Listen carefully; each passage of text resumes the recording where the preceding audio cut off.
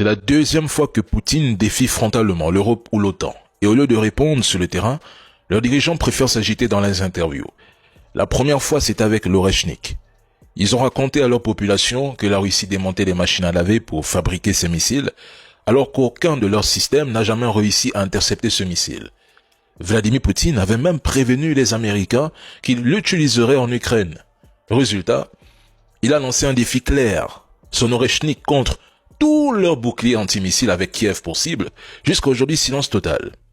Personne n'a osé relever ce défi. Bon, si selon leur propre récit, Moscou n'a conquis qu'1% de l'Ukraine, avance lentement, n'a plus d'armée, plus de missiles, plus de chars, est faible, a déjà perdu la guerre, alors Poutine a lancé un défi.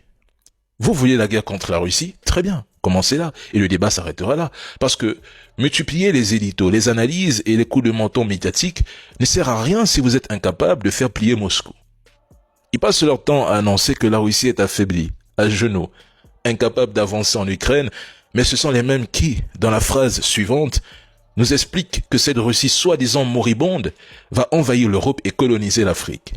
Et puis, pourquoi la Russie aurait-elle envie de raser l'Ukraine? Deux peuples cousins liés par l'histoire.